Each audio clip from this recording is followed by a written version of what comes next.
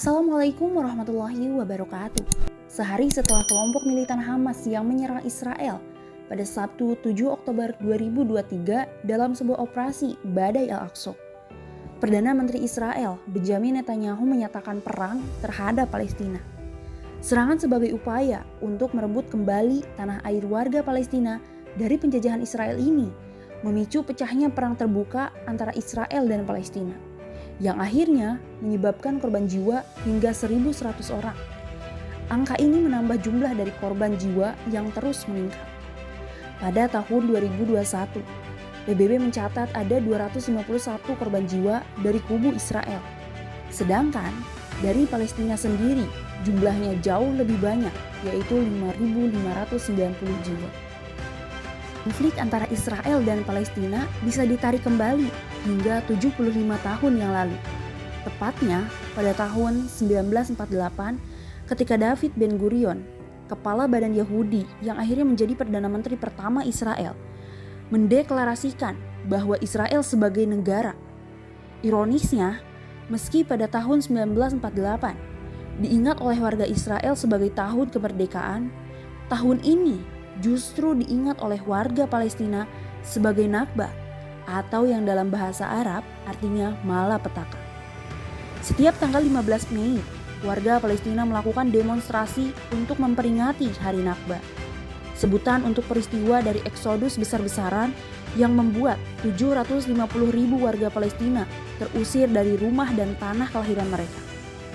Melansir Al Jazeera, antara tahun 1947 hingga 1949, milisi Zionis menguasai 78% wilayah Palestina dengan menghancurkan 530 desa dan juga kota, serta membunuh 15.000 warga Palestina dalam serangkaian serangan senjata. Namun, pemerintahan Israel menolak klaim dari warga Palestina mengenai Nakba.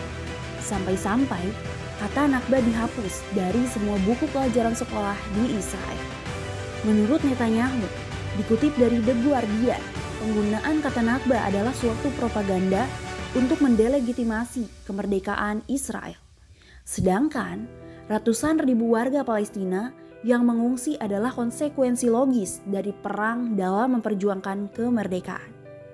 Meski Nakba terjadi pada tahun 1948, tapi kondisi yang terjadi saat itu masih berlangsung hingga saat ini. Menurut data PBB, hingga hari ini ada 5,9 juta pengungsi Palestina yang tersebar di kampung-kampung pengungsian di Yordania, Gaza, tepi barat, Suriah, Lebanon, dan Yerusalem Timur. Meski Nakba merupakan suatu klimaks perebutan wilayah yang melahirkan konflik berkepanjangan, terusirnya warga Palestina dari tanah kelahiran mereka telah terjadi bertahun-tahun sebelumnya. Nakba merupakan imbas dari Zionisme yang muncul di akhir abad ke-19 di Eropa Timur, yaitu suatu gerakan nasionalis orang-orang Yahudi untuk kembali ke tanah suci dan mereklaim bahwa tanah tersebut sebagai wilayah negara mereka sendiri. Pada tahun 1896, jurnalis Yahudi yang berkebangsaan Austria, Theodor Herzl, menerbitkan sebuah pamflet yang berjudul The Jewish State. Herzl menuliskan bahwa solusi dari sentimen antisemit yang dirasakan oleh orang Yahudi di Eropa adalah dengan membuat sebuah negara Yahudi. Dan dalam tulisan ini, Herzl menganjurkan orang Yahudi untuk membeli tanah di Palestina. Dan dengan begitu, mereka bisa kembali ke tanah leluhur mereka. Tulisan Herzl ini kemudian menjadi suatu landasan untuk tumbuhnya gagasan dari Zionisme dan mendorong kedatangan imigran Yahudi di Palestina. Inggris juga memiliki peran besar dalam terbentuknya Israel. Setelah Kekaisaran Ottoman kalah dalam Perang Dunia I, wilayah Palestina dikuasai oleh Inggris. Dan pada tahun 1917, Perdana Menteri Inggris A.J. Balfour mengeluarkan suatu deklarasi yang dikenal sebagai Deklarasi Balfour, yang menjanjikan bahwa tanah Palestina kepada diaspora Yahudi agar Inggris mendapatkan dukungan dalam suatu perang. Sesudahnya, angka diaspora Yahudi yang menetap di Palestina meningkat drastis dari tahun 1922 hingga 1935. Populasi Yahudi naik dari 9% menjadi 27%. Peristiwa dari Holocaust juga menjadi suatu faktor yang berperan besar dalam tingginya diaspora Yahudi yang menduduki wilayah Palestina. Pada awal tahun 1947, Inggris memutuskan untuk meninggalkan Palestina dan menyerahkan isu Israel-Palestina kepada PBB. PBB kemudian mengeluarkan resolusi 181 yang membagi wilayah tersebut menjadi dua bagian, di mana 55% wilayah Palestina diberikan untuk Israel. Sementara itu, Yerusalem ditetapkan sebagai wilayah internasional. Namun, solusi dari PBB ditolak oleh warga Palestina yang merasa dirugikan oleh porsi pembagian tersebut. Perang pun pecah antara warga Palestina dengan tentara Zionis. Dan perang inilah yang akhirnya menyebabkan suatu malapetaka atau Nakba. Meski Nakba terjadi pada tahun 1948, tapi konflik yang lahir masih berlangsung hingga hari ini dan menyebabkan ratusan ribu warga hidup dalam suatu teror. Dan peristiwa yang kita lihat hari ini adalah buntut dari kekerasan yang telah dipupuk selama puluhan tahun. Di tengah perang mempertahankan kemerdekaan, umat Islam Indonesia masih sempat membuat suatu gerakan amal untuk Palestina, yaitu Gerakan Penyokong Muslimin Palestina atau GPMP. Solidaritas umat Islam Indonesia terhadap peristiwa yang memilukan Hari Nakba atau Hari Bencana. Gerakan ini berlangsung serempak di berbagai kota di Indonesia, mulai dari Jakarta, Tegal, hingga Pontianak. Aksi tersebut dimuat dalam surat kabar harian berbahasa Belanda. Misalnya, pada 16 Agustus 1948, koran Nederlandse Dagbladet yang terbit di Jakarta menyebutkan umat Islam Pontianak berhasil mengumpulkan dana 6.000 gulden. Sementara, koran The Lokomotif edisi 3 Oktober 1948 yang terbit di Semarang memberitakan jika umat Islam di Jakarta mampu mengumpulkan dana hingga 10.000 pound.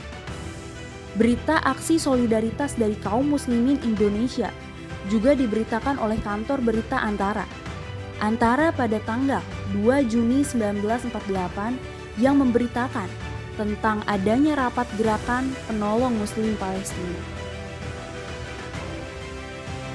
Rapat yang bertempat di Gedung Miscici, Jakarta menghasilkan sejumlah keputusan penting. Di antaranya, panitia gerakan mengirimkan surat kawat yang ditujukan kepada sebuah organisasi kemanusiaan Hilal Ahrar atau Kairo dan Mufti Al-Husaini atau Mufti Besar Yerusalem. Harian Antara dalam beritanya seperti yang dimuat dalam buku yang berjudul Kronik Revolusi Indonesia 1948 menuliskan tentang maksud dari pengiriman pesan kawat tersebut. Pesan kawat tersebut yang berisi tentang pernyataan kesanggupan dari golongan-golongan Indonesia, Arab, Pakistan yang ada di Indonesia untuk membantu bangsa Arab di Palestina. Dalam ulasan di buku kronik tersebut disebutkan bahwa pertunjukan amal di Alhambra tanggal 28 Mei 1945 yang mendapatkan hasil bersih 5.000 pound dan acara tersebut serupa dan akan dilanjutkan kembali. Harian Antara juga mengungkapkan balasan dari Mufti Al-Husaini yang berterima kasih kepada umat Islam di Indonesia. Ia juga memberikan doa agar acara GPMP juga berjalan dengan baik dan juga lancar serta memuaskan. Hal yang perlu menjadi perhatian serius bagi umat Islam hari ini, yaitu Indonesia kala itu sedang dalam kondisi yang cukup sulit. Fakta sejarah menunjukkan bahwa sejak 1945 hingga 1949, Indonesia mati-matian berperang dalam melawan Belanda demi statusnya sebagai negara berdaulat. Kita tidak mungkin lupa dengan peristiwa resolusi jihad Ki Hasyim Asy'ari pada tahun 22 Oktober 1945. Lalu, keluarnya Komando Jihad Muhammadiyah atau Amanat Jihad Muhammadiyah pada 28 Mei 1946. Puncaknya, kita juga tidak akan lupa dengan banyaknya upaya pendudukan kembali Belanda di berbagai tempat di Indonesia, di mana upaya pendudukan tersebut kita kenal dengan agresi militer Belanda, baik itu di Sumatera, Jawa, Kalimantan, hingga Sulawesi. Umat Islam Indonesia rupanya dalam sejarahnya telah memiliki kepedulian yang teramat dalam terhadap umat Islam di Palestina. Hal ini dibuktikan dengan salah satu peran media Islam sejak tahun 1936. Umat Islam Indonesia sebagaimana yang disiarkan oleh majalah berita Nahdlatul Ulama atau BNO sejak tahun 1936 mulai menyerukan solidaritas bagi Palestina. Seruan ini dipicu oleh syahidnya ulama pejuang Palestina Syekh Izzuddin Al-Qassam pada tahun 1935. Selanjutnya, BNO juga memuat seruan kunut nazilah dari Kiai Hasyim Asy'ari. Majalah BNO edisi nomor 22 tahun ke-7 atau 20 Rajab 1357 Hijriah atau 15 September tahun 1938 yang memuat tentang teks kunut nazilah yang ditunjukkan untuk umat Islam di Palestina. Seruan kunut nazilah ini bahkan diserukan kembali ketika Israel dengan kejinya mengusir 700.000 umat Islam Palestina serta mengumumkan pendirian negara Israel. Pembacaan kunut dilakukan setahun berturut-turut sejak Mei 1948. Selain seruan kunut, upaya menggalang dana juga dilakukan di tengah-tengah upaya memperoleh kemerdekaan Indonesia. Hal ini ditandai dengan keputusan resmi dari Majelis Islam A'la Indonesia atau MIAI dalam forum sidang pada Oktober tahun 1939. Bagaimana menurut kalian? Tulis pendapat kalian di kolom komentar.